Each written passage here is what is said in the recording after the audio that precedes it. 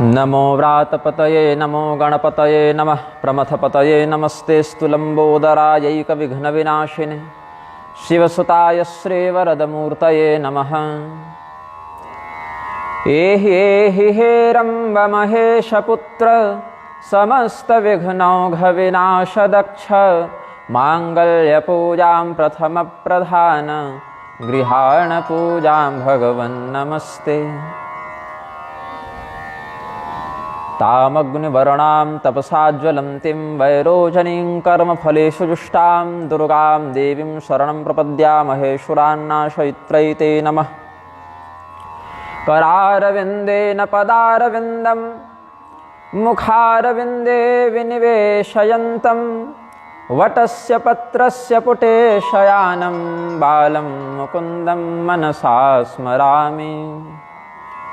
दुकूलचौरं नवनीतचौरं श्रीराधिकाया हृदयस्य चौरम् अनेकजन्मार्जितपापचौरं चौराग्रगण्यं पुरुषं प्रपद्ये।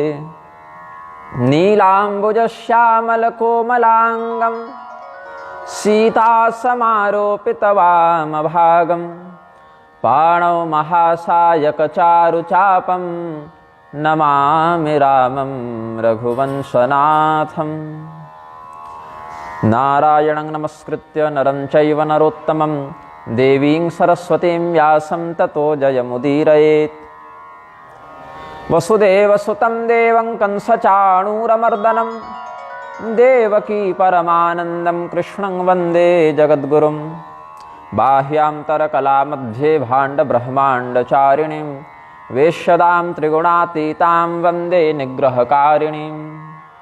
दक्षिणे लक्ष्मणो यस्य वामे च जनकात्मजा पुरतो मारुतिर्यस्य तं वन्दे रघुनन्दनं। तव तत्त्वं न जानामि कीदृशोऽसि महेश्वर यादृशोऽसि महादेव तादृशाय नमो नमः। यस्योदये चेह जगत्प्रबुध्यते प्रवर्तते चाखिलकर्मसिद्धये ब्रह्मेन्द्र नारायण रुद्रवन्दितः सनः सदा यच्छतु मङ्गलं रविः।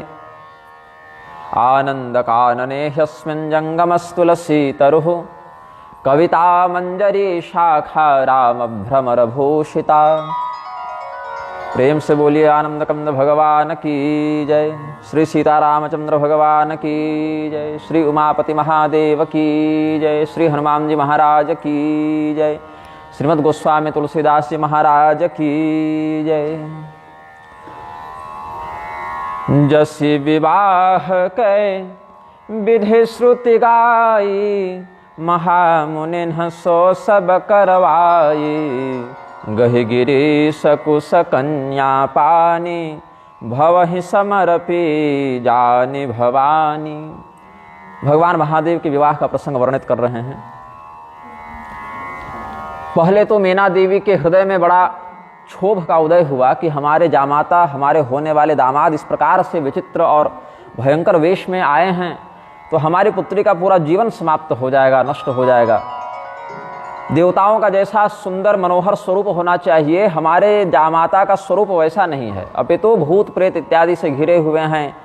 व्याघ्रांबर दिगंबर गजचर्मांबर धारी हैं, त्रिनेत्रधारी हैं, पंचवक्त्र हैं, त्रिशूल डमरू कपाल पिनाक खटवांग इत्यादि से युक्त इस प्रकार के भयंकर स्वरूप वाले देवता को हम अपनी पुत्री का दान कैसे करें। बहुत विलाप किए हैं सभी लोग। बाद में सप्तर्षियों के देवर्षि नारद के समझाने पर वो लोग समझते हैं कि हमारी पुत्री कोई सामान्य कन्या नहीं है, कोई सामान्य बच्ची नहीं है, अपितु ये साक्षात जगदम्बिका हैं जो पूर्व काल में भी भगवान शिव की पत्नी ही थी। दक्ष प्रजापति की पुत्री सती के रूप में इनका पूर्व जन्म हो चुका है। ये सब घटनाएं प्रसिद्ध थीं। तो भगवान महादेव ही इनके शाश्वत पति हैं, नित्य सनातन पति हैं। ऐसा विचार करके जब हिमालय देवी पार्वती का कन्यादान करने के लिए प्रस्तुत हुए तो कहते हैं हैमंकलशमादाय मेनाचार्धांगमाश्रिता हिमाद्रेश्च महाभागा वस्त्राभरणभूषिता हिमवान मेनया सार्धं कन्यां दातुं प्रचक्रमे स्वकन्यादानमकरोत् शिवाय विधिनोदितः। शास्त्रों में जैसा विधान बताया गया है विवाह का और विशेष करके जो वेदोक्त विधान है, जैसे विधान कैस विधि श्रुति गाई, संस्कारों के 3 प्रभेद हैं, वैदिक और स्मार्त, जिनके अंतरंग में पौराणिक विधि का भी समावेश हो जाता है, और आगमोक्त।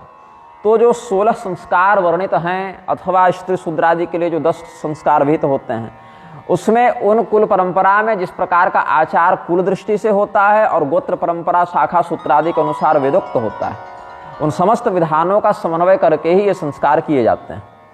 तो हिमालय पर्वतराज ने क्या किया, वेदों में जिस प्रकार के सूत्रोक्त विधान वर्णित थे उन विधानों का अनुसरण करते हुए अपने आचार्य गर्ग मुनि के मार्गदर्शन में अपने पुत्री पार्वती का, मैं पुत्री का कन्यादान कर रहा हूँ इस प्रकार के भाव से नहीं, अपितु जगदम्बिका पार्वती भवानी वो हमारी पुत्री के रूप में आई हैं, ऐसा दिव्य भाव रखकर भगवती के कन्यादान का सौभाग्य हमें मिल रहा है, ऐसा चिंतन करते हुए अपनी पत्नी मैना देवी से युक्त होकर हिमालय ने भगवान महादेव के प्रति कन्यादान किया है।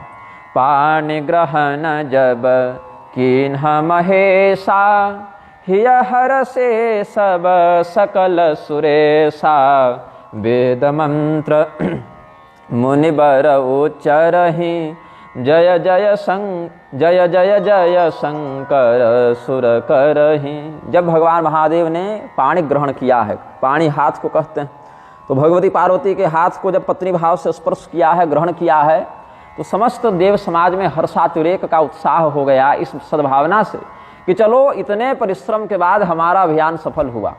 इतने वर्षों से जो देवी पार्वती तपस्या कर रही थी, भगवान महादेव भी समाधि में थे, अंततः उसका परिणाम सुखद हुआ।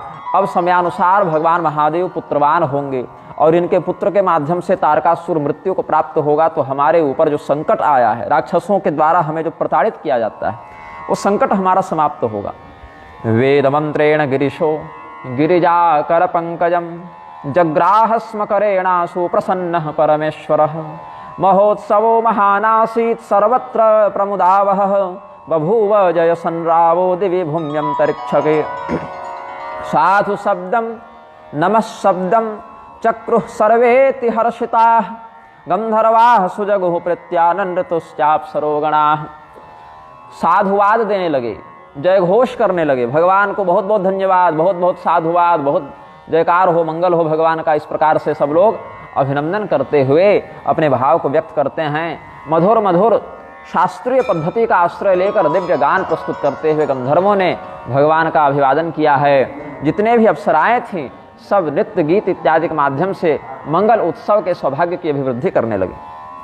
दासी दास तुरग रथ गनागा, धेनु बसन मणि वस्तु विभागा, अन्न कनक भाजन भरि नाना, दाई जदीन हन जाई बखाना। यहाँ लिखे हैं अन्न कनक भाजन भरी नाना, मतलब सोने के बड़े बड़े घड़ों में अन्न इत्यादि प्रदान की, और यहाँ अन्न कनक भोजन भरी नाना। तो भाजन का अर्थ पात्र होता है, भोजन का अर्थ खाद्य होता है, तो अन्न भी खाद्य है, इसीलिए अर्थ भी असंगत नहीं प्रतीत होता है। यौतुक कहते हैं, दहेज को संस्कृत में यौतुक कहा जाता है। तो हिमालय ने अत्यंत प्रसन्न चित्त से, यद्यपि भगवान शिव को किसी बात की अभिप्सा नहीं है, कोई मांग नहीं है, कोई आकांक्षा नहीं है, फिर भी स्नेहवशात मर्यादावशात उन्होंने स्वेच्छा से ही बहुत से उपहार दहेज के रूप में दिए हैं। हिमालयस्तुष्टमना पार्वती शिव प्रेतये, नाना विधानि द्रव्याणि ददौ तव मुनीश्वर, यौतुकानि ददौ तस्मै रत्नानि विविधानि च, चारुरत्न विकाराणि पात्राणि विविधानि च। यहाँ चारुरत्न विचित्राणि का पाठ अधिक संगत लग रहा है, किंतु पाठ शुद्धि एक बार मूल ग्रंथ से करनी पड़ेगी। और ऊपर में ददो तत्र मुनीश्वर, ऐसा अर्थ अधिक संगत लगता है। गवाम लक्षम हयानाम च सज्जितानाम शतम तथा, दासीनाम अनुरक्तानाम लक्षं सद्रव्य भूषितम, नगानाम शतलक्षम ही रथानाम च तथा मुने, सुवर्ण जटितानाम च रत्नसार विनिर्मितम। इत्थम हिमालयो दत्वा स्वसुताम गिरिजाम शिवाम, शिवाय परमेशाय विधिनायम कृतार्थताम।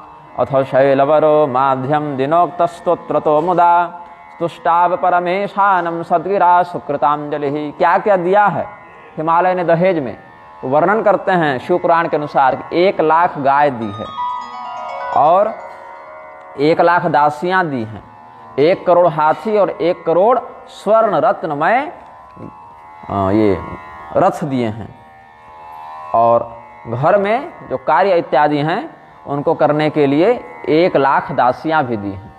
1 लाख गौ और 1 लाख दासियां, 1 करोड़ हाथी, 1 करोड़ स्वर्ण रत्न जटित रथ दिए हैं, और 100 घोड़े अलग से दिए हैं। घोड़ों की संख्या बड़ी कम है, दोष नहीं देखना चाहिए, लेकिन यही प्राप्त हुआ है। अगर लक्षम का अन्वय शतम के साथ यहाँ समान लेते हुए चलें, दोनों का समानाधिकरण करें, तो 1 करोड़ घोड़ों का भी अर्थ लग सकता है। फिर अंत में क्या कहते हैं, कृपा निधे कृपां कृत्वा मद्वत्सा पालयिष्यसि सहस्रदोषं भगवान आशुतोषः क्षमिष्यसि। कि देखिए प्रभु, पिछली बार भी आपका विवाह हुआ था, इन्हीं से हुआ था, यही सती के रूप में भी आपकी पत्नी रह चुकी है, लेकिन क्या किया आपने? आपने परित्याग कर दिया था। अपराध हुआ, परित्याग कर दिया, घर से नहीं निकाला लेकिन हृदय से निकाल दिया, पत्नी भाव से तो निकाल ही दिया फिर।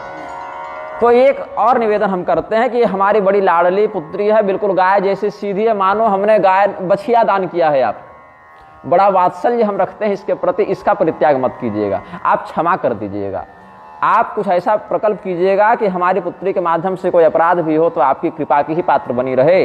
तो सहस्र दोष भी अगर इसके हों तो आप त्याग मत दीजिएगा, हमारी पुत्री का परित्याग मत कीजिएगा, आप क्षमा कर दीजिएगा, क्योंकि आप बहुत अल्प सेवा से भी प्रसन्न हो जाते हैं। इसलिए हमारी पुत्री को बड़े भरोसे से आपको सौंप रहा हूँ। नाथ उमा मम प्राण सम गृह किंकरी करेहु क्षमेहु सकल अपराध अब होई प्रसन्न वर देहु। यही प्रसन्नता पूर्वक वरदान हमें दीजिए कि आप हमारी पुत्री के समस्त अपराधों को क्षमा करेंगे।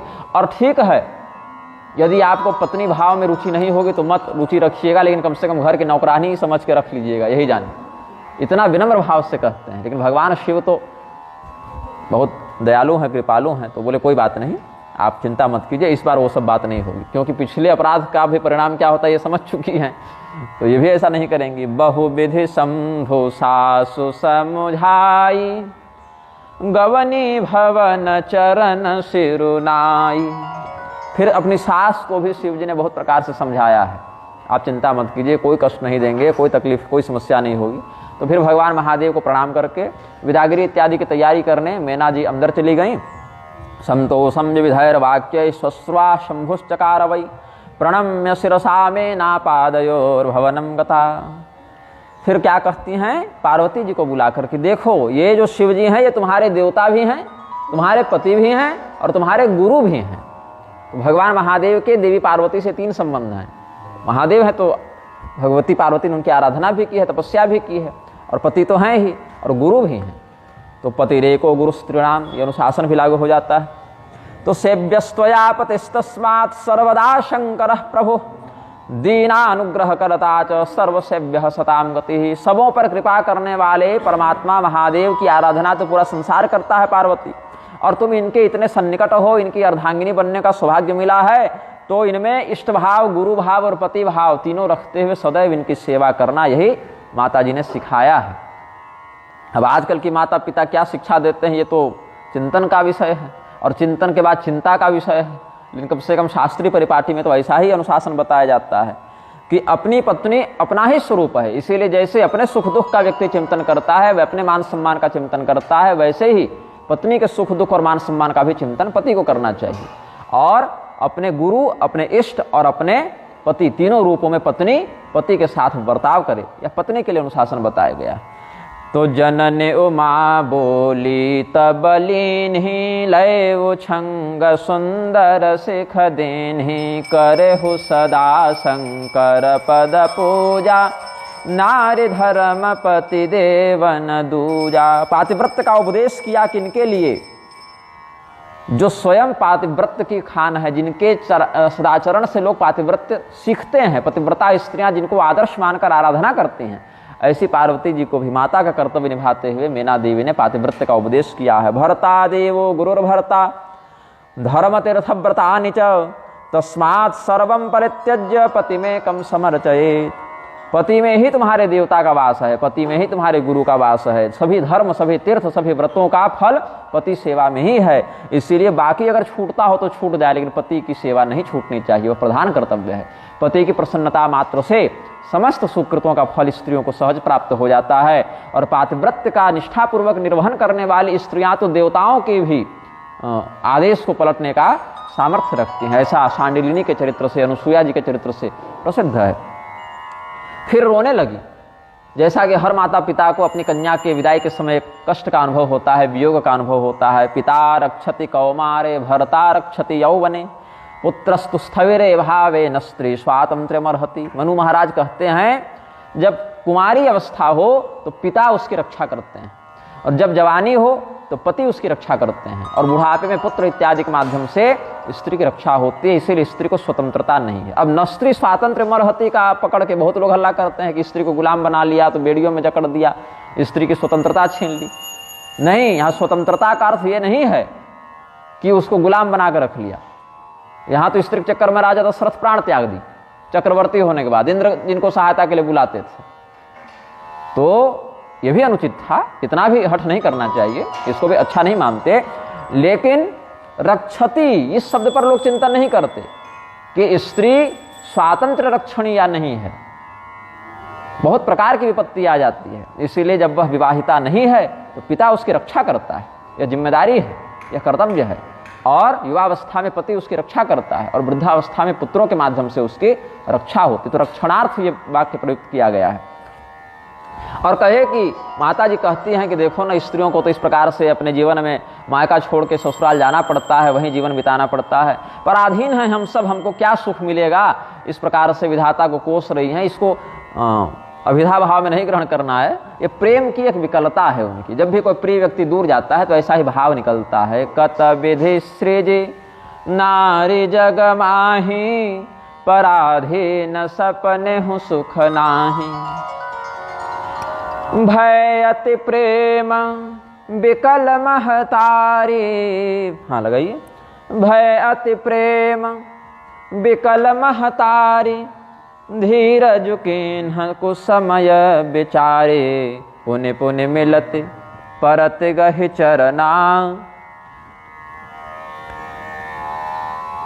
परम प्रेम कछु जाए न बरना। बहुत प्रेम है, बहुत उत्साह है हृदय में, और अपनी पुत्री के वियोग का कष्ट भी है।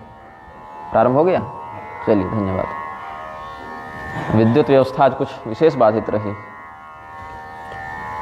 तो सभी लोग धैर्य धारण करते हैं कि ये तो प्राकृतिक नियम है। तो विधि पूर्वक देवी गौरी का कन्यादान तो हो चुका था, विदाई के लिए सब निकलते हैं। धृतिम धृत्वा हूय कालिम विश्लेष विरहाकुला।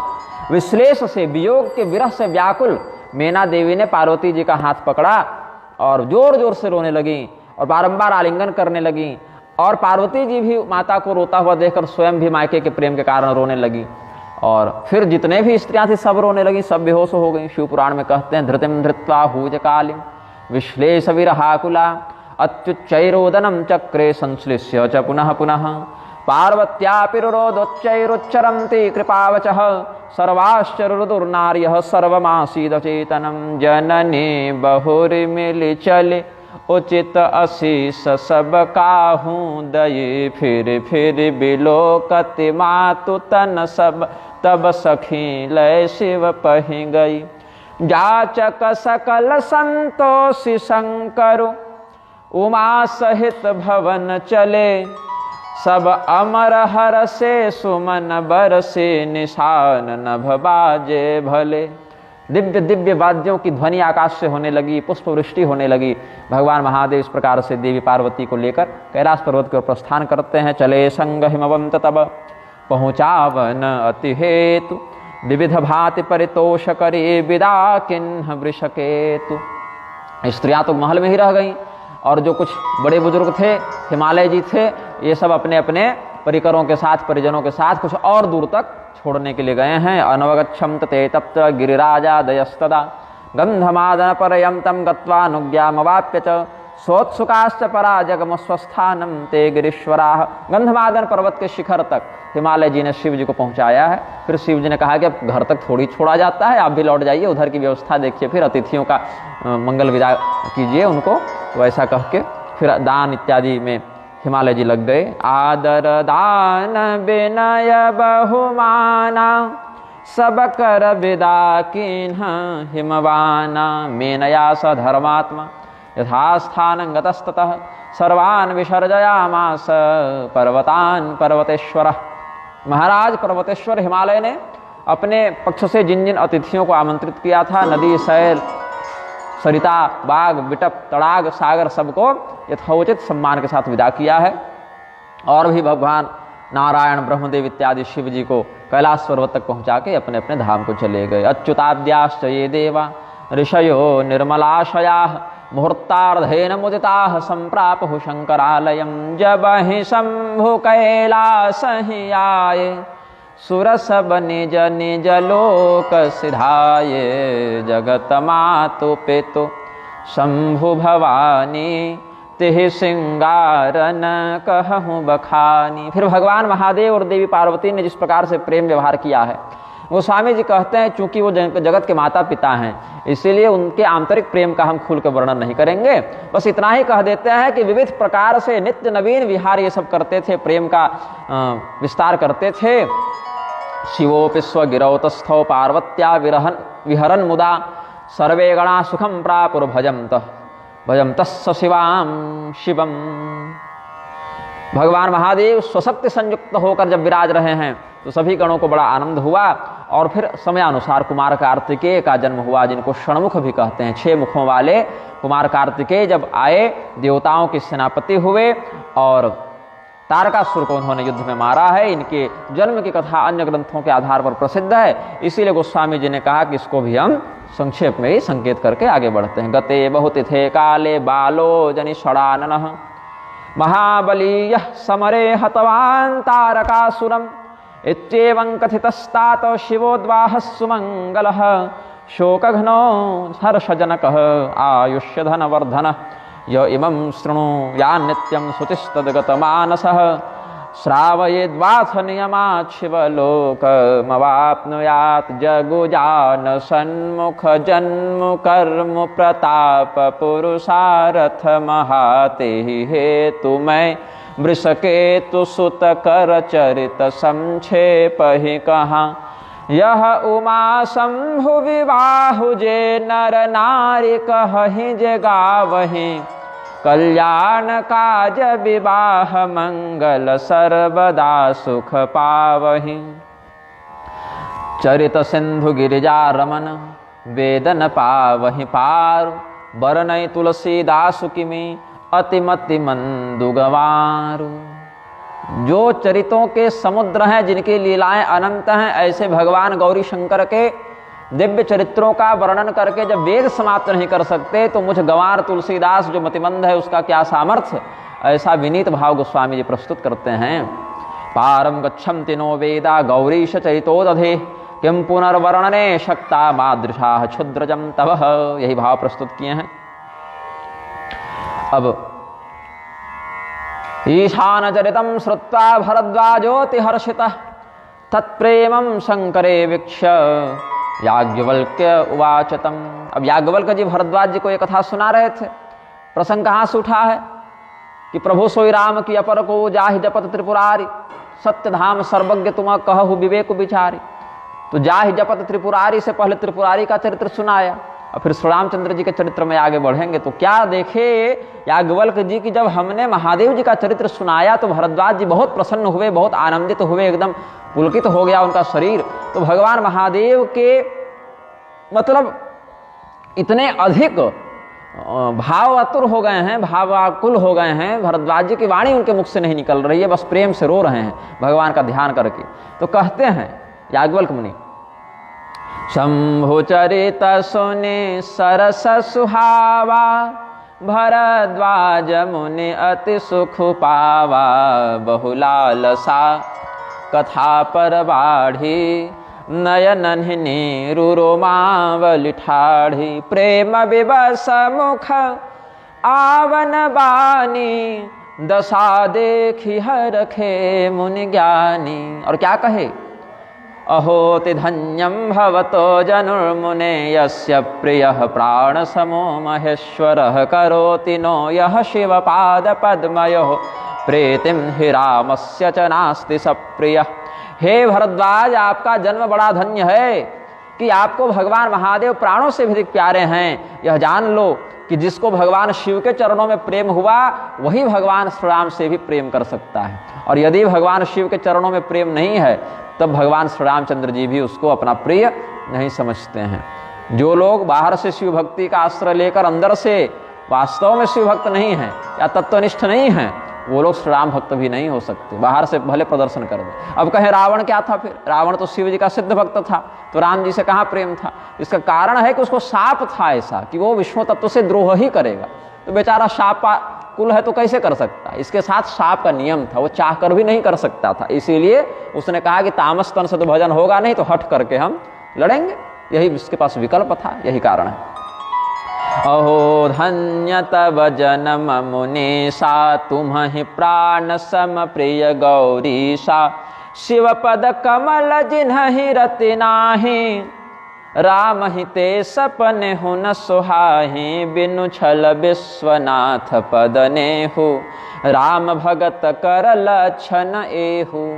भगवान विश्वनाथ के चरणों में निष्कपट निस्वार्थ निश्चल प्रेम जिसका हो, समझना चाहिए यही श्री राम भक्त का लक्षण है। ईशांग्रौ निश्चल स्नेहो राम भक्तस्य लक्षणम। भगवान महादेव के चरणों में यदि निश्चल प्रेम है, निश्चल प्रेम है, छल और चल दोनों न हो, तो समझो वह वास्तविक श्री राम भक्त है, सच्चा भक्त है। क्योंकि शिव सम को रघुपति व्रतधारी बिनु अघत जी सती असनारी पन करे रघुपति भगति दृढ़ाई को शिव सम राम ही प्रिय भाई। कि हे भाई, भगवान शिव के समान श्री राम व्रत को धारण करने वाला दूसरा कौन, जिन्होंने केवल सीता जी का रूप धारण करने के कारण, जो कि लोक दृष्टि से उतना बड़ा कोई अपराध नहीं था, एक माया का विस्तार था, एक नकली आवरण था, एक प्रकार का इंद्रजाल था, फिर भी उसी कारण उन्होंने सती जैसी स्त्री का परित्याग कर दिया और भगवान की भक्ति को ही मैं सुरक्षित रखूंगा ऐसी प्रतिज्ञा की। तो भगवान शिव के समान श्री राम जी का प्रिय कौन हो सकता है? यही कारण है कि श्री राम जी के चरित्र को सुनने के तुम अधिकारी हो कि नहीं, ये परीक्षा लेने के लिए हमने पहले शिव जी का चरित्र सुनाया कि शिव जी के चरित्र में अगर प्रेम होगा तब श्री राम जी के चरित्र के तुम अधिकारी हो। अनधिकारी के सामने नहीं कहेंगे हम। तो तुम्हारे अधिकार के परीक्षण के लिए हमने ये सब कहा है।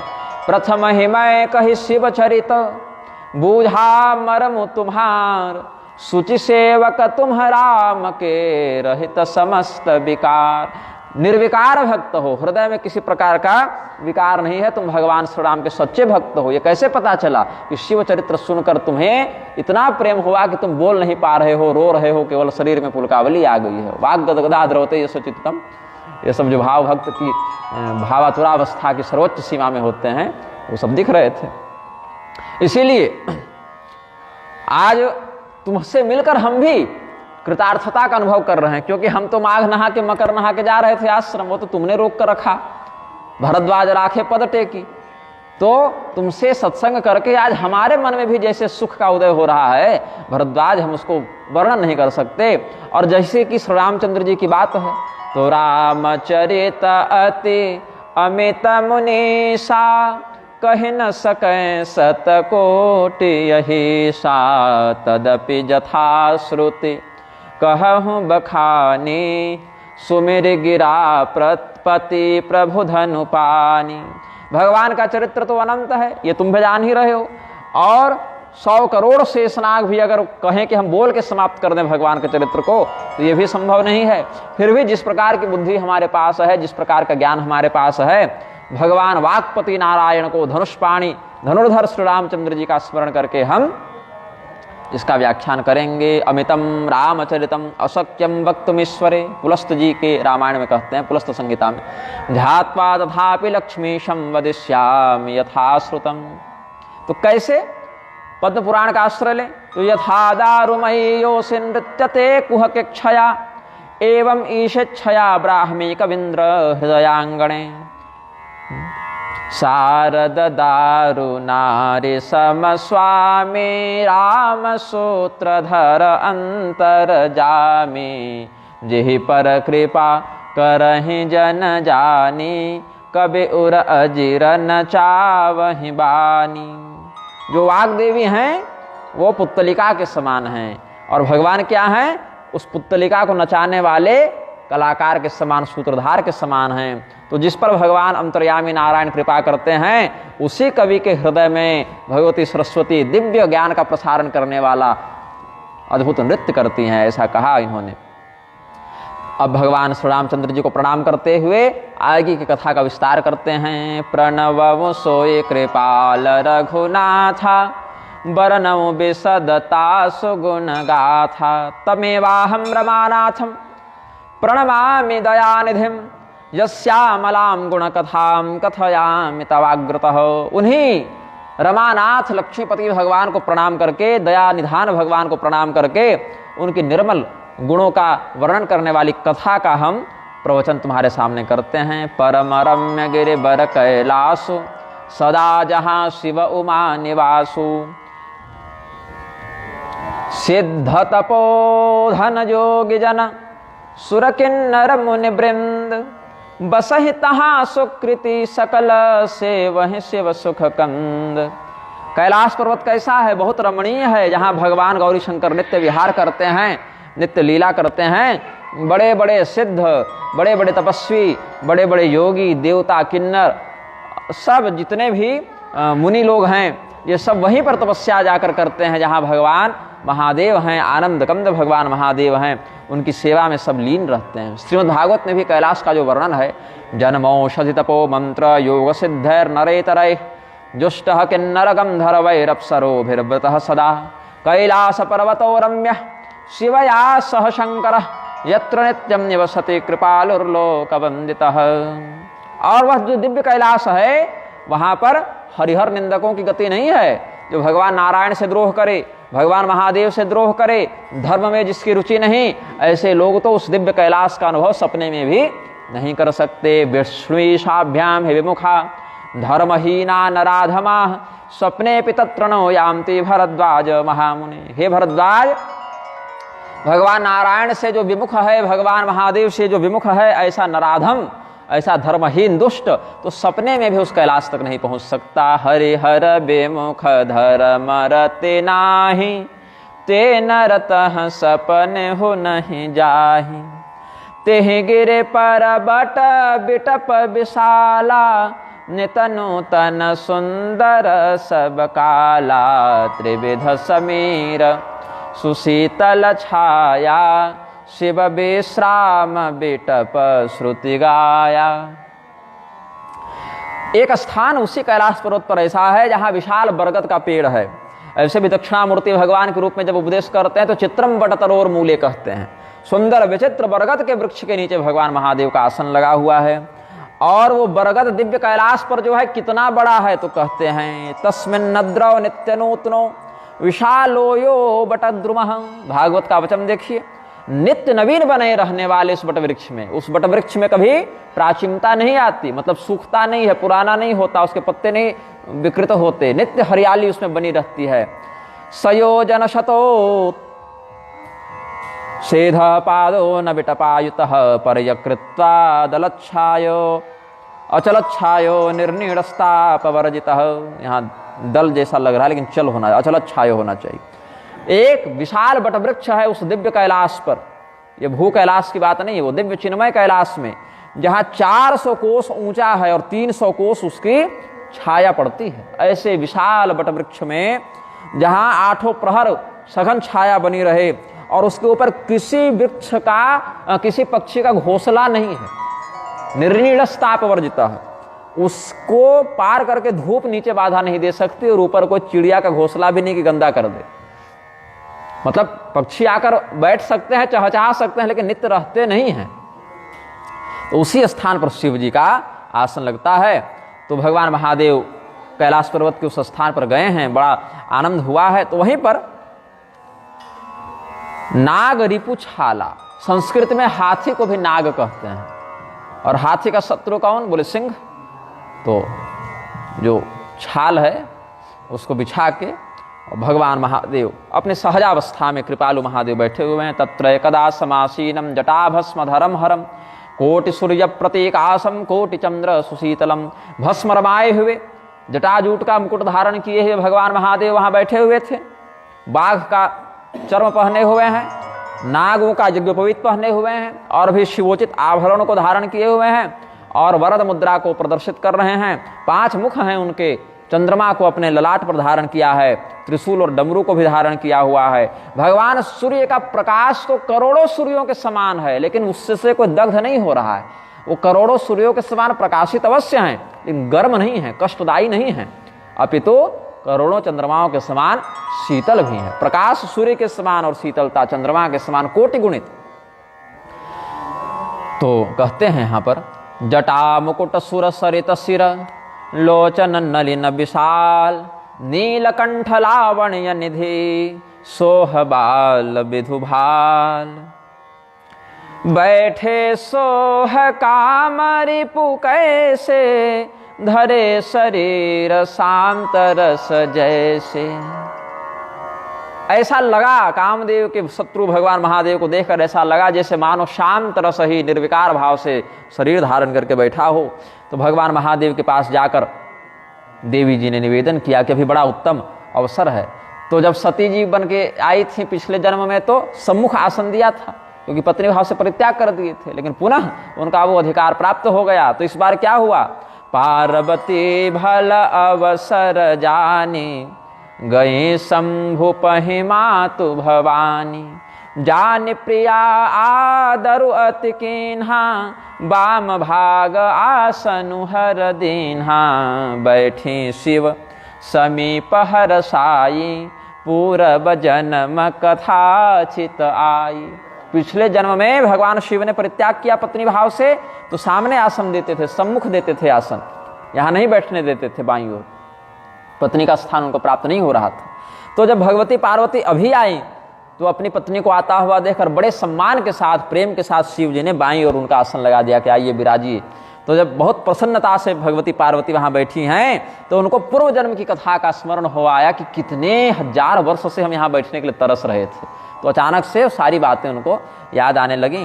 तो अपने पति के भाव को समझकर शिव जी का मन कैसा है, अच्छा है, क्रोधित है, शांत हैं, क्या है, किस प्रकार का भाव मन में है, ऐसा समझ के मुस्कुराते हुए प्रेम पूर्वक कहती हैं पार्वती जी। दृष्ट्वा प्रोवाच सर्वाणी कथाम लोक शुभावहां प्रष्टुमिच्छामि देवेश विश्वनाथ सदाशिव। हे भगवान विश्वनाथ, हे महादेव जी, हम आपसे कुछ पूछना चाहते हैं। तो शिव जी बोले क्या पूछना है, पूछिए।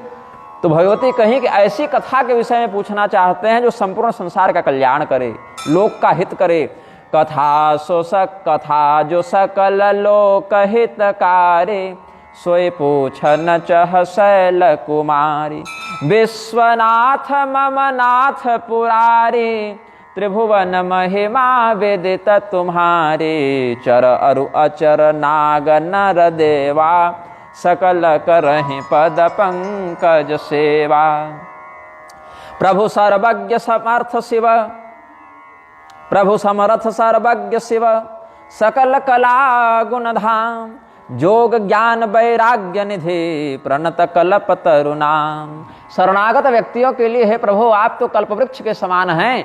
जैसे कल्पवृक्ष के निकट जाकर व्यक्ति अपने अभीष्ट को प्राप्त कर लेता है, वैसे आपका शरणागत भक्त भी आपके सन्निधि में आकर सर्वस्व प्राप्त कर लेता है। आप सब कुछ देने में समर्थ हैं, सर्वज्ञ परमात्मा हैं, समस्त कलाओं के गुणों के भंडार हैं। योग मार्ग में, ज्ञान मार्ग में, वैराग्य मार्ग में, भक्ति मार्ग में, चाहे जो मार्ग अपना लो आप सर्वश्रेष्ठ हैं प्रभु। तो आज यदि आप मुझ पर प्रसन्न हैं तो एक करुणा कर दीजिए। पत्नी मत मानिए, पत्नी मानकर भी नहीं जिद कर रहा हूं, एक सेविका मान लीजिए हमें कि हमारी एक सेविका है, हमारे प्रति श्रद्धा रखती है, इतने ही मानकर आप हमको एक वरदान दीजिए। जौमो पर प्रसन्न सुख राशि जानिय सत्य मोहिनी जदासी। और अपनी सेविका के रूप में यदि आपने हमें सच में अंगीकार किया है, क्योंकि नाथ उमा प्राण सम गृह किंकरी करेव, ऐसा कहे थे। प्राण सम है कि प्राण प्रिय है? प्राण सम ही है। नाथ उमाम प्राण सम। तो यदि आपने उस भाव से हमें सच में अंगीकार किया है प्रभु, तो हमारा अज्ञान आप दूर कर दीजिए। भगवान बोले समस्त ज्ञान की भंडार जो साक्षात जगदम्बिका है, उनमें कौन सा अज्ञान हो गया भाई? ये तो वैसे ही बात है कि सूर्य आकर कहे कि हमारी कालिख मिटा दो, ये तो अद्भुत बात हो गई। सा ब्रह्मेति होवाच, देवराजेंद्र को जब भ्रम हुआ तो देवी पार्वती ने हैमवती मुमाम ददर्श, उन्होंने आकाश में देखा तो वो परमात्मा है, ऐसा उपदेश देवी पार्वती ने किया। तो देखते हैं कि पार्वती देवी स्वर्ण के समान चमकती हुई आकाश में खड़ी हैं, उनको क्या ज्ञान हो गया? तो कहे तो प्रभु हरहु मोर अज्ञाना, कहे रघुनाथ कथा विधि नाना। भगवान श्री रामचंद्र जी के विषय में जो अज्ञान पिछले जन्म में हमें हो गया था, भगवान की दिव्य कथा को सुनाकर उस अज्ञान का हरण करें। नमोस्तुते देव जगन निवास, सर्वात्मदृक्त्वं परमेश्वरोसि, पृच्छामि तत्त्वं पुरुषोत्तमस्य, सनातनं त्वं च सनातनोऽसि, पृच्छामि चान्यच्च परं रहस्यं, तदेव चाग्रे वद वारिजाक्ष। श्रीरामचन्द्रेऽखिललोकसारे, भक्तिर्दृढ़ा स्यात्तु यथा मदीया। क्या पूछती हैं पार्वती जी? हे संपूर्ण संसार के धाम जगन निवास, सबों के हृदय की बात को जानने वाले अंतर्यामी परमात्मन, आपसे हम वो पुरुषोत्तम सिद्धांत सुनना चाहते हैं, मर्यादा पुरुषोत्तम का रहस्य सुनना चाहते हैं, क्योंकि आप भी सनातन ब्रह्म हैं, इसीलिए सनातन ब्रह्म का स्वरूप आप बता सकते हैं। और एक दूसरा रहस्य भी हम पूछते हैं। हे वारिजाक्ष, वारी कहते हैं जल को, वारिज मतलब कमल, कमल के समान सुंदर जिनके नेत्र हैं, ऐसे भगवान महादेव। संपूर्ण संसार का सार श्री राम कथा में है, ऐसे त्रिलोकीनाथ श्री राम जी की कथा हमको सुनाइए कि आपकी जैसी उनमें दृढ़ भक्ति है, वैसी दृढ़ भक्ति हमारी भी हो जाए। तो जासु भवन सुर तरु तर होए, सह कि दरिद्र जनित दुख सोई, शशिभूषण अस हृदय विचारे, हरहुनाथ मम मति भ्रम भारे। अध्यात्म रामायण में क्या कहते? तथापि हृत संशय वर्धनम में विभेत्तुमर्हस्यमलोक्तिभिस्तम। हमारे हृदय में जो व्याप्त हो गया है अज्ञान, जो भ्रम है, वो हृत संशय का जो बंधन है, उसको आप अपने निर्मल वचनों से समाप्त कर दें प्रभु। क्योंकि जिसके घर में कल्पवृक्ष लगा हो वो दरिद्रता का दुख भला भोगेगा, और यदि वह फिर भी दरिद्र है तो इसमें कल्पवृक्ष का ही दोष है। तो प्रभु आपके सामने रहकर, आपकी पत्नी होकर हमारे चित्त में अज्ञान बच जावे तो इसमें आपकी ही गड़बड़ है, हमारी ओर से कोई दिक्कत नहीं, हम तो पूछने आए ही हैं। तो इसीलिए कहिए प्रभु, बताइए जो जो उनका भाव था। अध्यात्म रामायण में विशेष करके वर्णित है, जिसको गोस्वामी जी ने लिया है। वदन्ति रामं परमेकमाद्यं निरस्तमाया गुण संप्रवाहम्, भजन्ति चाहरनिशम प्रमत्ताः परं पदं, यान्ति तथैव सिद्धाः वदन्ति केचित् परमोऽपि रामः, स्वविद्यया संवृतमात्मसंज्ञं, जानाति मात्मानमतः परेण, संबोधितो वेद परात्मतत्त्वं, यदि स्म जानाति कुतो विलापः, सीताकृतेन कृतः परेण, जानाति नैवं यदि केन सेव्यः, समो हि सर्वैरपि जीवजातेः, अत्रोत्तरं किं विदितं भवद्भिस्तद्ब्रूत मे संशय भेदि वाक्यम्। बड़ा सुंदर अनुनय किया है पार्वती जी ने कि ये बताइए आप, हमारे मन में जो अज्ञान था कि जो स्वयं परमात्म तत्व के ज्ञाता ऋषि मुनि हैं, वो लोग तो श्री रामचंद्र जी को अनादि ब्रह्म कहते हैं, तारक ब्रह्म कहते हैं, और भी शेषनाग, सरस्वती देवी, वेद पुराण सब यही बात कहते हैं। तो ये बताइए कि आप भी दिन रात राम राम जो कर रहे हैं, और वे राम जी क्या अयोध्या नरेश दशरथ के ही पुत्र हैं जिनका आराधना आप करते हैं? क्या वही श्री रामचंद्र जी का ये सब वेद पुराण बखान करते हैं, या अजन्मा निर्गुण तारक ब्रह्म जिनको कहा जाता है वो राम जी कोई दूसरे हैं? ये बता दीजिए। क्योंकि बात वहीं फिर से फंस रही है कि यदि भगवान श्री रामचंद्र जी वही हैं जो अयोध्या नरेश दशरथ के पुत्र हैं, तो सर्वज्ञ परमात्मा होने के बाद भी उन्होंने जौ नृपत नयत ब्रह्म किमि, नारि बिरहमति भोर, देख चरित महिमा सुनत भ्रमति बुद्धि अति मोर। यदि वो अजन्मा अविनाशी निर्गुण निर्विकार परमात्मा ही दशरथ पुत्र श्री राम के रूप में आए, तो सीता जी कहाँ है उसको क्यों नहीं जान पाए, इस बात को क्यों नहीं जान पाए। यदि स्म जानाति कुतो विलाप, यदि जानते हैं तो विलाप क्यों कर रहे थे। सीता कृतेन कृतः परेण, उस पर के द्वारा, परमात्मा के द्वारा, पर ब्रह्म के द्वारा सीता जी को लेकर विलाप क्यों किया गया, यदि वो जानते थे कि वो कहाँ हैं। और यदि नहीं जानते तो बाकी जीवों में और उनमें क्या भेद रह गया, फिर कौन बात किया परमात्मा, तब तो हम भी नहीं जान रहे, आप भी नहीं जान रहे।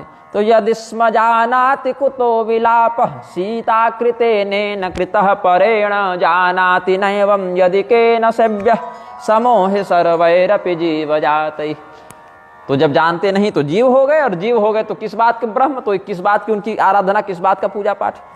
तो ये बताइए कि अज्ञ जाने रिस उरज निधरहु।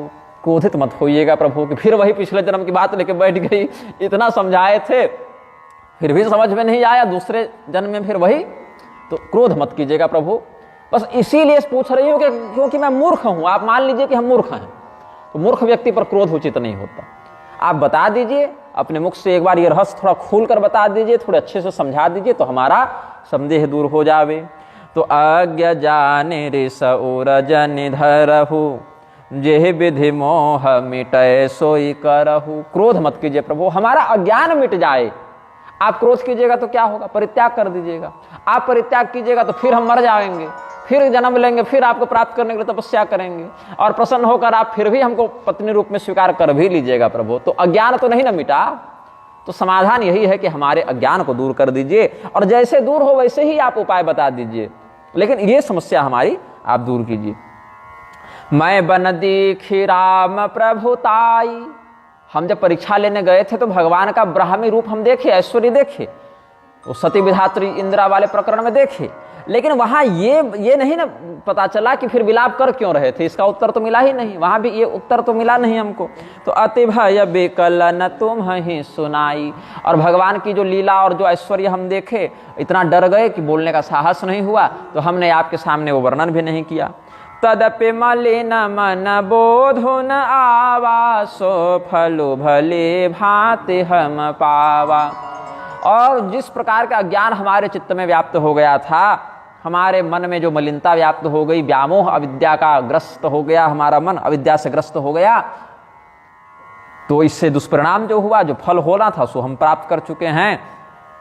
तो जो थोड़ा बहुत संशय बचा है प्रभु, तो आप हमको क्रोध किए बिना, अजहू कछु संशय मन मोरे, अजहू आज भी कछु संशय मन मोरे, करहु कृपा बिन बमु कर जोरे, प्रभु तव मोहि बहुभाति प्रबोधा, नाथ सो समुझि करहु जनि क्रोधा। प्रभु ऐसी कृपा कीजिए कि हमारा अज्ञान न जाए, क्रोध मत कीजिएगा। फिर कहती हूँ, तो पहले जैसा तो अब मोह नहीं है, हमको उतना जटिल वाला मोह तो नहीं है।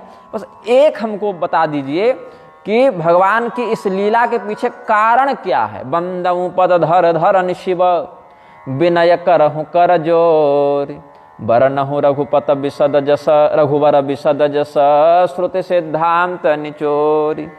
हम आपके चरणों में, आपके चरणों के सामने वाली भूमि पर माथा टेक कर यह निवेदन करते हैं कि भगवान का जो निर्मल और विस्तृत यश है, रघुवर का जो चरित्र है, उसको समस्त वेदों के सिद्धांत का सारभूत प्रारूप रखते हुए आप बता दीजिए।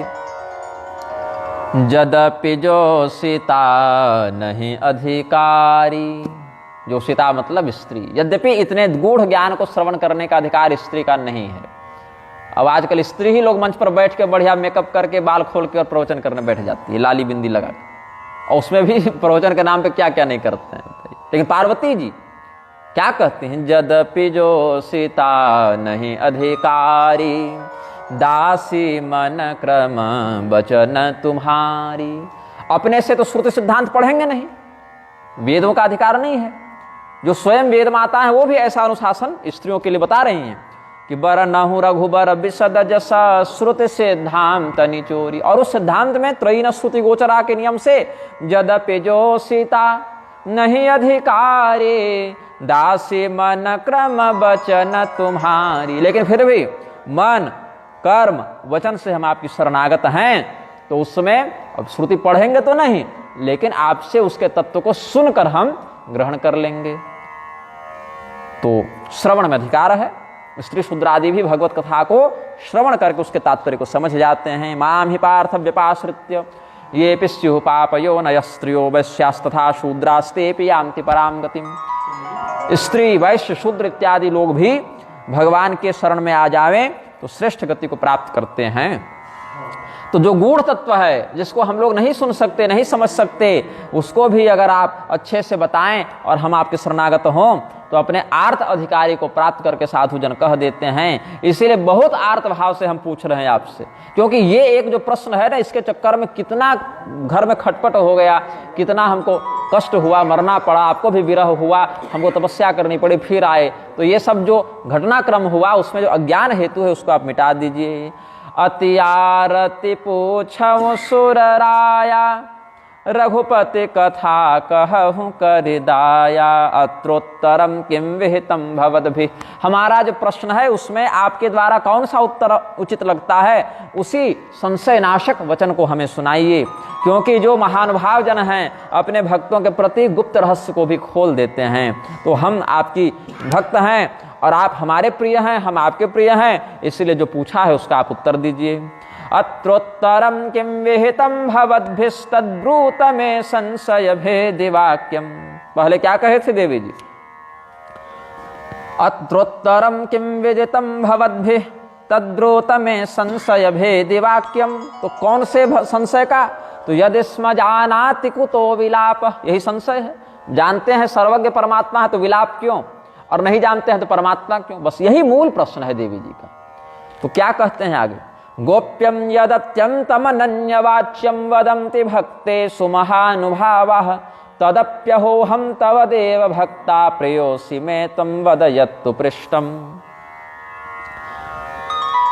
प्रथम सुकारण कहु विचारी, निर्गुण ब्रह्म सगुण बपुधारी, पुनिक प्रभु कहु राम अवतारा, बालचरित पुनि कहु उदारा, कहु जथा जानकी विवाही, राजत जासो दूषण काही, बन बस कीन्हे चरित अपारा, कहु नाथ जिमि रावण मारा, राज बैठ कीन्ही बहुलीला, कह सकल कहूँ शंकर सुखशीला।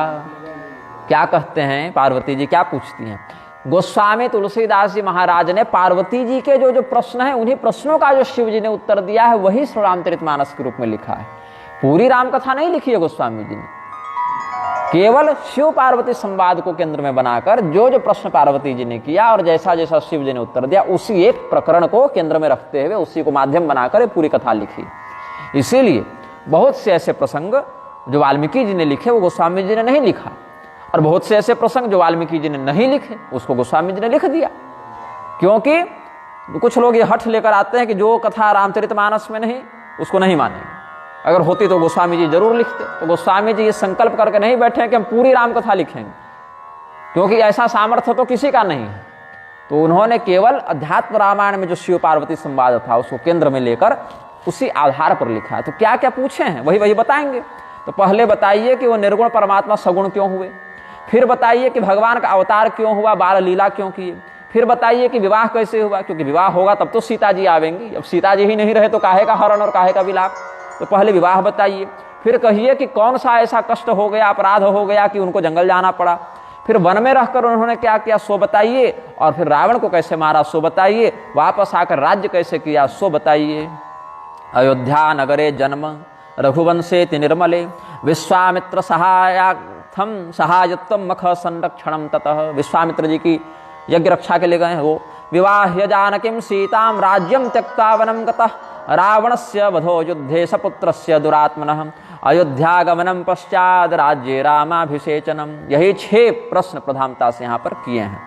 बहुरि कहूँ करुणायतन किन्ह जो अचरज राम, प्रजा सहित रघुवंश मने किम कवने निज धाम। फिर करुणा सिंधु भय प्रभो आप हमें इसका उपदेश करें कि श्री रामचंद्र जी ने उस सारी लीला को पूर्ण करके अपनी पूरी प्रजा को लेकर साकेत लोक में कैसे प्रस्थान किया, साकेत लोक कैसे गए ये भी बताइए। तो 7वें प्रश्न के रूप में उपसंहार हो गया। यही 7 प्रश्नों का उत्तर श्री शिव जी ने 7 कांडों के माध्यम से दिया है। प्रश्न 7 हो गए। भगवान का जन्म, विश्वामित्र की यज्ञ रक्षा, जानकी जी से विवाह, वनगमन, रावण का सकुटुंब नाश, वापस अयोध्या आगमन, राज्य करना और महाप्रस्थान। यही 7 प्रश्न हैं। यही 7 सोपान के रूप में, कांडों के रूप में वर्णित हैं। यही कथा का मूल विषय है। ये जो विषय सूची यही है। माया मानुषतां प्राप्य कति वर्षाणि भूतले स्थितवान् लीलया देवः परमात्मा सनातनः अत्यज्य मानुषं लोके अत्यजन मानुषं लोकम। यहाँ टंकन दोष सुधारना पड़ेगा। अत्यजन मानुषं लोकम कथमं ते रघुद्वः एतदाख्याहि भगवन् दधत्या मम प्रभो। फिर यह बताइए पुण्य प्रभु, अब ये तो कथानक का प्रारूप हो गया। अब इसके बीच में और क्या क्या विषय देना है, केवल कहानी बता मत दीजिएगा, क्योंकि उतनी घटनाक्रम तो हम भी ध्यान लगा के जान जावे कि कैसे जन्मे, कैसे ब्याह हुआ, कैसे रावण मरा, वो सब हम भी समझ जाएंगे। उसके अंदर जो तत्व है और जो रहस्य है, पुण्य प्रभु कहु सो तत्व बखानी जेहि विज्ञान मगन मुनि ज्ञाने भगत ज्ञान विज्ञान विरागा पुण्य सब बरनहु सहित विभागा ज्ञानम सविज्ञानमथानुभक्ति वैराग्य युक्तम च मितम विभास्वत् पृच्छामि चान्यच्च परम रहस्यम तदेव चाग्रे वद वारिजाक्ष। हे कमल नयन महादेव जी, ज्ञान, विज्ञान, भक्ति, वैराग्य, योग सब जो है आप इस राम कथा के अंतर्गत ही समाविष्ट करके हमें उपदेश कर दें। आपके अतिरिक्त दूसरा कोई इस ज्ञान को समझता नहीं, बता नहीं सकता। इसलिए हे महादेव जी, इस ज्ञान के सर्वोत्कृष्ट ज्ञाता आप हैं, आप ही बताइए। और भी यदि भगवान का कोई ऐसा रहस्य हो, चरित्र हो जो हम पूछना भूल गए हों, तो इस प्रसंग के अंतर्गत उसका भी आप वर्णन कर दीजिएगा। अवरवु राम रहस्य अनेका कहु नाथ अति विमल विवेका जो प्रभु मैं पूछा नहीं होई सो दयालु राखऊ जन गोई। और भी कोई प्रासंगिक बात हो जिसको जानना हमारे लिए आवश्यक हो, जो हमारे अज्ञान का निवारण करने में हेतु बने, तो वो हम नहीं भी पूछे हो तो आप दया करके बता दीजिएगा, छिपाइएगा मत। रामचंद्रस्य भगवान ब्रूहि विस्तरतः कथाम। भगवान श्री रामचंद्र जी की कथा, हे प्रभु आप बताइए। क्यों? तुम त्रिभुवन गुरु वेद बखाना आन जीव पावर का जाना। हम पूछने किससे जावे, बाकी जीव तो मूर्ख बैठे हैं, उनको भगवान की कथा का बोध ही नहीं है। और आप, वेदों ने आपको त्रिभुवन गुरु बताया है, विश्वनाथ जी को संसार का गुरु बताया है, तो आपको छोड़कर हम दूसरे के पास कैसे जाएं? क्योंकि नमोस्तुते देव जगन निवास सर्वात्मदृक्तम परमेश्वरोसि, अध्यात्म रामायण का श्लोक बता ही चुके हैं। तो भगवती उमा ने जो प्रश्न किया है वो छल रहित प्रश्न है। प्रश्न उमा के सहज सुहाई छल विहीन सुनी शिव मन भाई। कोई कपट नहीं है, कोई छल नहीं है, कोई अश्रद्धा नहीं है। बहुत निर्मल निर्विकार शरणागत भाव से देवी उमा ने यह प्रश्न महादेव जी के सामने रखा है। तो महादेव जी बहुत प्रसन्न हुए। हरहि रामचरित सब आए प्रेम पुलक लोचन जल छाए। भगवान के जिस चरित्र को मन ही मन उन्होंने सोच के रखा था, रचि महेश निज मानस राखा, वो समस्त श्री राम चरित्र का उनको पुनः स्मरण हो आया। और उनके शरीर में जो प्रेम की बाढ़ आई सो रोंगटे खड़े हो गए, रोमावली पुलकित तो हो गई, नेत्रों में जल छलक आए। भगवान महादेव के नेत्र खुले तो आग बरसती। आज प्रेमाश्रु की वर्षा हो रही है और भगवान का सुंदर रूप धारण कर रहे हैं। तो भगवान का क्या है? सुरबंदम बाल रूप सोई राम। बाल रूप में भगवान महादेव और कागभूषुंडी जी अधिक प्रेम करते हैं। उनको जन्मोत्सव देखने में बहुत आनंद आता है। तो कागभूषुंडी जी और शिव जी जोड़ी बना के और जाते हैं वहां पर। तो वही स्वरूप को, चूंकि वहीं से प्रश्न है कि भगवान का अवतार कैसे हुआ, तो जन्मकालीन स्वरूप का स्मरण किया है और चुप होकर आंख बंद करके बैठ गए शिव जी। उनको ध्यान लग गया तुरंत। अब आंख खोले कुछ बोले तब तो समाधान हो, ये तो ध्यान में मग्न हो गए महादेव जी।